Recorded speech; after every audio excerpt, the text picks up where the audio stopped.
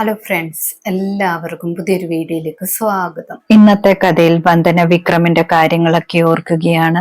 അതിനുശേഷം മനസ്സിൽ വിചാരിക്കുന്നുണ്ട്, എന്റെ അനിയത്തിയെ ജീവനോടെ കിട്ടിയാൽ മതിയായിരുന്നു എന്നൊക്കെ.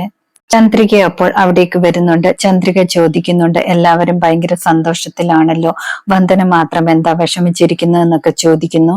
വന്ദനയുടെ ചേച്ചി അപ്പോൾ പറയാണ്, വർഷയ്ക്ക് ഒരു നല്ല ജീവിതം കിട്ടിയതിൽ അവൾക്ക് ഇഷ്ടപ്പെട്ടിട്ടില്ല, അതുകൊണ്ടുള്ള അസൂയയാണെന്നൊക്കെ പറയുന്നു.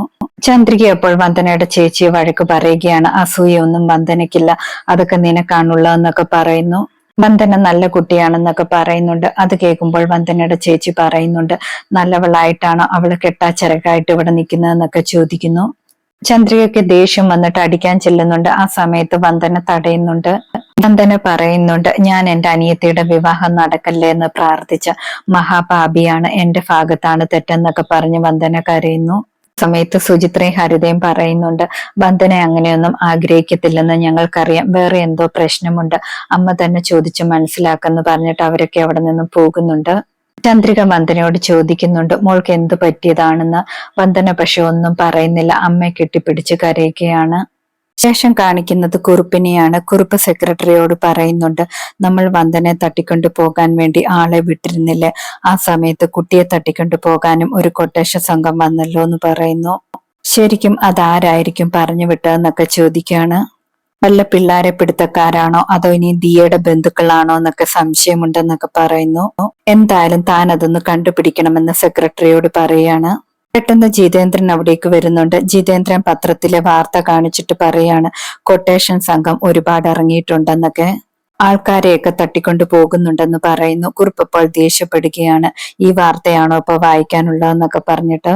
ജിതേന്ദ്രൻ പറയുന്നുണ്ട്, ഇങ്ങനെ തട്ടിക്കൊണ്ടു പോകുന്നവന്മാരെ വെറുതെ വിടരുത്, ഈ കൊട്ടേഷൻ കൊടുക്കുന്നവന്മാർക്കാണ് ആദ്യം കൊടുക്കേണ്ടതെന്നൊക്കെ പറയുന്നു. കുറുപ്പിന് അതോടെ കേൾക്കുമ്പോൾ ദേഷ്യം വരുന്നുണ്ട്. ജിതേന്ദ്രനെ വഴക്ക് പറഞ്ഞ് അവിടെ നിന്നും ഓടിക്കുന്നുണ്ട്. പിന്നീട് വന്ദന വർഷയോർത്ത് സങ്കടപ്പെട്ടിരിക്കുകയാണ്. വർഷയ്ക്ക് വേണ്ടി ഒരുപാട് പ്രാർത്ഥിച്ചതല്ലേ, എന്നിട്ടും അവൾക്ക് കിട്ടിയ ജീവിതം ഇങ്ങനെ ആയിപ്പോയല്ലോ എന്നൊക്കെ ഓർക്കുന്നു.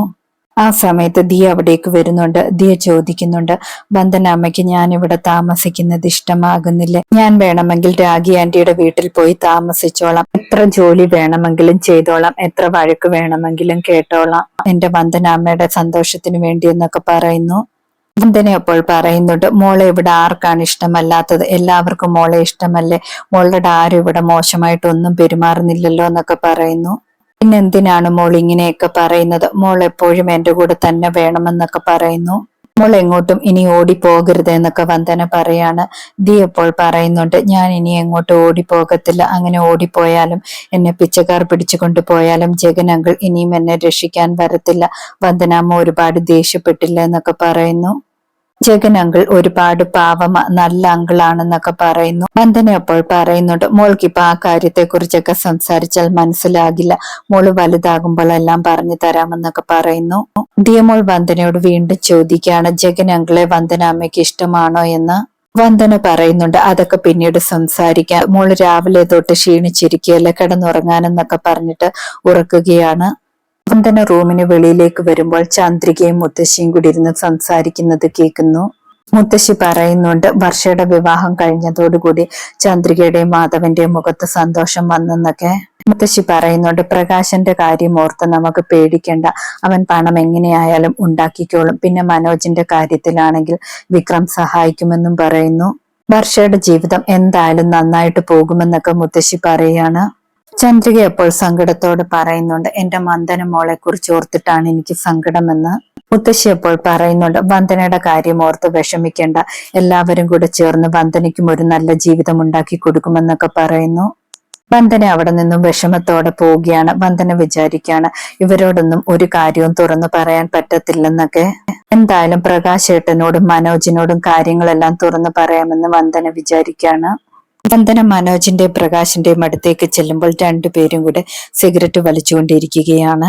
പ്രകാശൻ ഒരു സ്ഥലം വാങ്ങി വീട് വെക്കണം, മാനത്തെ കൊട്ടാരം പോലെ ഒരു വീട് വെക്കണം എന്നൊക്കെ പറയുന്നു. അതിന് വിക്രമിന്റെ കയ്യിൽ നിന്നും പൈസ വാങ്ങണം, പിന്നെ അളിയനായതുകൊണ്ട് തിരിച്ച് പൈസയൊന്നും ചോദിക്കില്ല എന്നൊക്കെ പറയാണ്. മനോജ് പറയുന്നുണ്ട്, എനിക്കൊരു ബിസിനസ് തുടങ്ങണം, അതിനും എന്നെ വിക്രം സഹായിക്കുമെന്നൊക്കെ പറയാണ്. രണ്ടുപേരെയും പ്ലാനിങ് ഒക്കെ കേൾക്കുമ്പോൾ വന്ദനയ്ക്ക് ദേഷ്യം വരുന്നുണ്ട്. വന്ദന അവിടെ നിന്നും പോരുകയാണ്. വന്ദന സ്വയം പറയുകയാണ് വർഷ പോയിരിക്കുന്നത് സ്വർഗത്തിലേക്കല്ല, ഒരു പിശാചിന്റെ വീട്ടിലേക്കാണ്, തടവറയിലേക്കാണ് പോയിരിക്കുന്നത് എന്നൊക്കെ പറയുന്നു.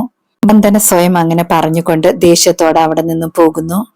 ഇന്നത്തെ കഥ ഇതോടെ അവസാനിക്കുന്നു. പുതിയൊരു കഥയുമായി വീണ്ടും കാണാം. താങ്ക്